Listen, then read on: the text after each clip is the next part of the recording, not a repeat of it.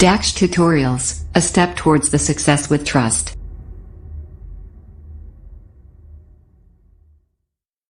Hello students, welcome to you in your YouTube channel Daksh tutorials. Last video जो हमने आपको chapter 2 के miscellaneous exercise के 7 क्वेश्चन तक बता दिए थे। आज चलते हैं क्वेश्चन नंबर 8 की ओर, जिसमें दिया हुआ है let f equal to 1, 1, 2, 3, 0, -1, -1, 3 be a function from z to z defined by fx equal to ax plus b for some integers a, b determine a, b। तो a और b की value में find करनी है। आपको ये function दिया हुआ है f z टू z, तो fx इक्वल टू दिया ax प्लस b। इस कंडीशन में आपको a और b की वैल्यू फाइंड करनी है। फ्रॉम फर्स्ट ऑर्डर पेयर 1, 1 देखेंगे तो ये हमारा जो फर्स्ट नंबर है वो x की वैल्यू है और सेकंड नंबर है वो fx की वैल्यू होती है। तो x इक्वल टू 1 और fx equal to 1, x equal to 1 है और fx इक्वल टू 1 है। तो यानी f अगर इसमें x की 1 रखते हैं तो f1 a into 1 plus b और fx की वैल्यू है कितनी 1, that is a plus b equal to 1 हो जाएगा। इसी तरीके से दूसरा ऑर्डर पेयर लेते हैं 2, 3 x इक्वल टू 2 और fx इक्वल टू 3। तो f2 equal to a multiply 2 यानी x की 2 रख देंगे plus b equal to 3, that is 2a plus b equal to 3। कहां से आ गया? क्योंकि fx की वैल्यू 3 है। So these are your two equations in two variables a and b। इन्हें सॉल्व करना है। तो from equation first and second दोनों इक्वेशंस लेते हैं। आप देख रहे हैं b के कोएफिशिएंट भी सेम है और साइन भी सेम है, तो सब्ट्रैक्ट कर देंगे। सब्ट्रैक्ट करने पर हमें क्या मिलेगा? 2, ये जो प्लस का है वो माइनस का हो जाएगा, ये माइनस का हो, ये माइनस का हो गया। b से b कट गया तो a में से -2 करेंगे तो माइनस का ही बचा, और 1 में से -3 करेंगे तो -2 का। तो इक्वल टू कितना हो गया? 2 हो गया। Equal to put in first, b की वैल्यू फाइंड करने के लिए b फर्स्ट में पुट कर देते हैं। तो हमारा क्या हो जाएगा? यानी 2 प्लस b इक्वल टू 1, तो b इक्वल टू हमारा कितना आ जाएगा? -1। इसके बाद क्वेश्चन नंबर 9 में दिया हुआ है let R be a relation from n to n defined by R a, b such that a, b belongs to n and a equal to b square। are the following true? तो ये कुछ relation दिए हुए हैं, वो true हैं या नहीं है। तो देखिए यहाँ दिया हुआ रिलेशन R, इसमें a, इसमें दिया हुआ रिलेशन आपका a, b a and b belongs to n and a equal to b square। इस कंडीशन में हमें बताना है फंक्शन जो दिए हुए रिलेशन वो ट्रू है या नहीं है। तो a, belongs to R for all a belongs to n। तो अब a, का जैसे a, b है तो a equal to b square होता है, और a, है तो a equal to क्या होगा? a स्क्वायर होगा। a square is true for only a equal to 0 और 1। 0 और 1 के लिए ट्रू होगा, क्योंकि 0 का स्क्वायर करेंगे तो भी 0 होता है और 1 का स्क्वायर करते हैं तो भी 1 होता है। यानी यहाँ a की जगह 0 और 1 रखने पर ये ट्रू रिलेशन हो जाएगा, बाकी अदर के लिए रिलेशन नहीं होगा। जैसे 2 रखते तो यहाँ 2 आ जाएगा, यहाँ 4 आ जाएगा, ये अदर के लिए ट्रू नहीं होगा, इसलिए so it is not a relation, ये इसलिए हमारा रिलेशन नहीं है।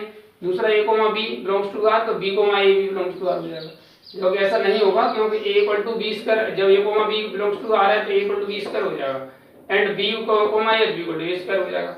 यानी a equal to b square और b square equal to a square, ये सभी के लिए ऐसा नहीं होता है, केवल एक नंबर नेचुरल नंबर 1 के लिए होता है।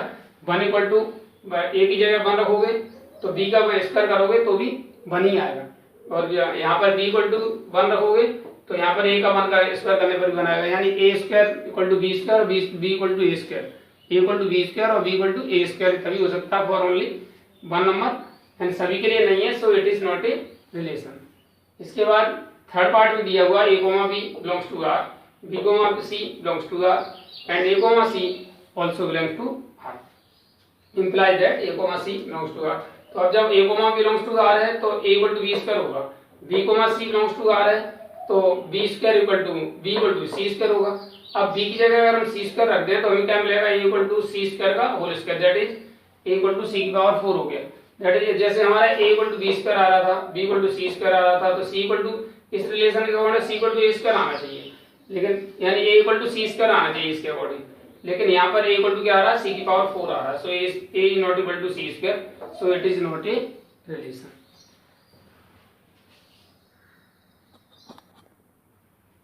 After that, your question number 10, in which saying that let a set a equal to 1, 2, 3, 4 and b equal to 1, 5, 9, 11, 15, 16 and f equal to 1, 5, 2, 9, 3, 1, 4, 5, 2, 11 are the following true। तो ये बताना ये जो रिलेशन दिए हैं वो ट्रू हैं जैसे आपको ए सेट ए दिया हुआ है, सेट बी दिया हुआ है और ये हमारा एक रिलेशन फंक्शन दिया हुआ है। तो आप देखते हैं रिलेशन दिया हुआ है। अब आपको बताना है F is a relation from A to A, ये आपको बताना है क्या एफ हमारा ए टू ए रिलेशन है कि नहीं।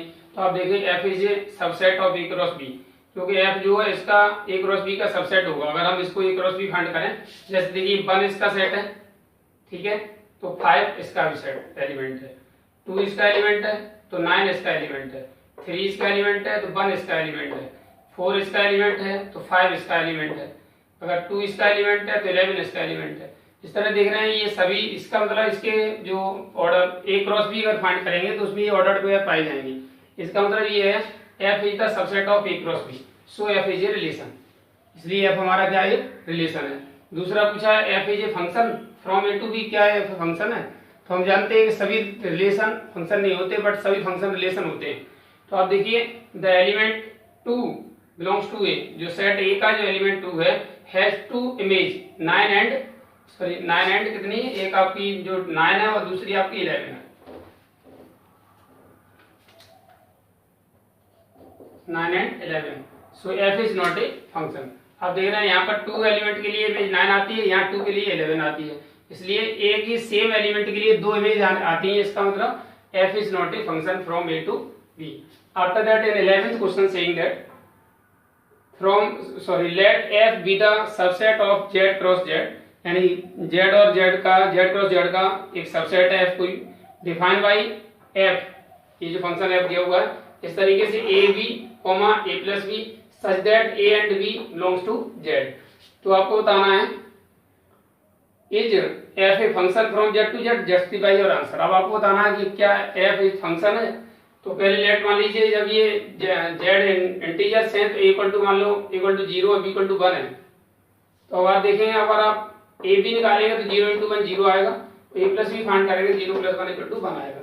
अब आप देखते हैं तो आप देखिए इसका जो ऑर्डर पेयर बना वो क्या बना 0,1, यानी 0,1 बिलोंग्स टू फंक्शन दिस, ठीक है, ये इसका ऑर्डर पेयर हो गया। दूसरा लेते हैं अगर ए इक्वल टू 0 और बी इक्वल टू 2 है, तो A B 0 into 2 equal to 0 आ रहा है, बट ए प्लस भी निकालते हैं 0 प्लस 2 आता है। अब यानी यहाँ पर 0 पर इसकी इमेज आती है 2 और यहाँ पर 0 पर इमेज आती है 1, यानी एक सेम एलिमेंट के लिए 2 for the same element 0 there are 2 different image 1 and 2, दो अलग अलग इमेज आती हैं, so F is not a function.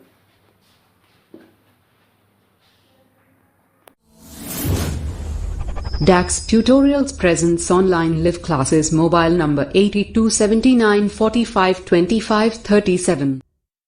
After that, 12th question of this exercise, that is the last question of this exercise. Let a equal to 9, 10, 11, 12, 13 and let f such that a to n be defined by fn equal to the highest prime factor of n. Find the range of f. यानी F function F की हमें range find करनी है।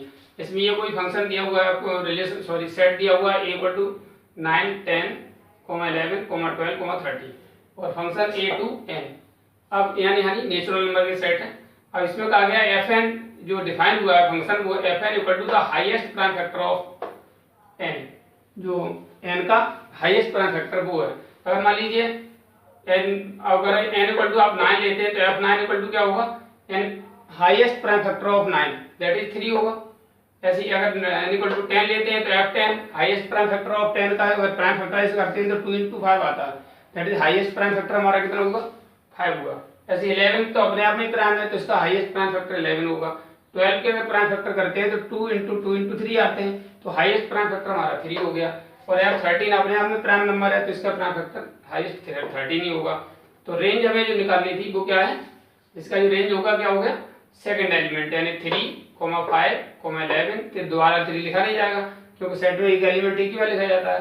तो 3, 5, 11, 13 that is the range of function f 3, 9, 11, 13। With that our exercise finish. आज के लिए video में इतना ही। उम्मीद है आपको वीडियो हमारी पसंद आई होगी। जिन छात्रों ने अपने चैनल अभी तक सब्सक्राइब नहीं किया वो चैनल सब्सक्राइब करें, वीडियो को लाइक करें, शेयर करें और बेल आइकन भी दबाएं ताकि आपके पास सारे वीडियो प्रॉपर पहुंचते रहें। Thank you for watching this video।